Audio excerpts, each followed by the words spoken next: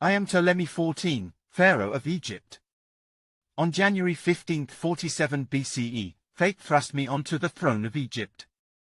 I was barely 12 years old, still a child in the eyes of the elders, yet already a figure of power shaped by the intrigues and ambitions of my sister, Cleopatra VII. She, the very embodiment of politics and strategy, was far more than just a sister. She was my ally, but also my equal rival, in a kingdom torn apart by internal conflicts and foreign influences. At that time, Egypt was but a shadow of its former glory. Our land, rich and fertile, coveted by Rome, was governed by fragile hands. My ascension to the throne was not a matter of choice, but an obligation dictated by laws and traditions.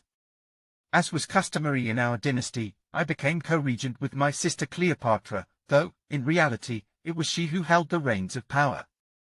Cleopatra, visionary and cunning, knew that the future of our kingdom lay in alliances with Rome. Thus, she aligned herself with Julius Caesar, a man whose shadow extended far beyond Egypt.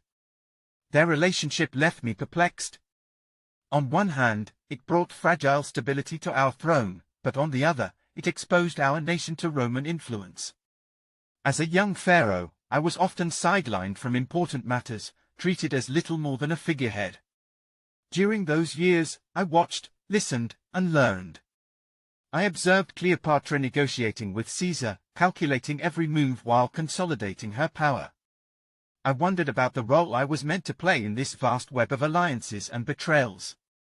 My days were filled with symbolic ceremonies and intense lessons, reading sacred texts, performing rituals to honor our gods, and receiving guidance from my tutors on the duties of a sovereign.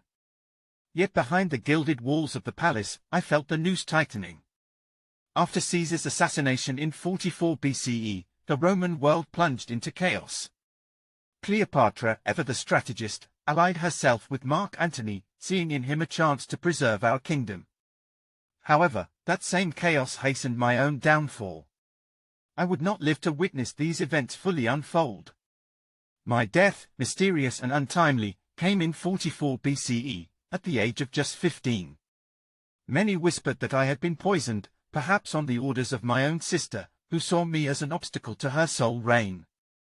I will never know the truth, but I do know that my life, brief and turbulent, was but a piece in the great game of power. Today, I speak through the echoes of time, a young pharaoh whose story is overshadowed by that of Cleopatra, my sister. Yet, in those moments when power seemed beyond my grasp, I always sought to understand what it truly meant to be a king, not to rule, but to survive, even at the cost of my own identity.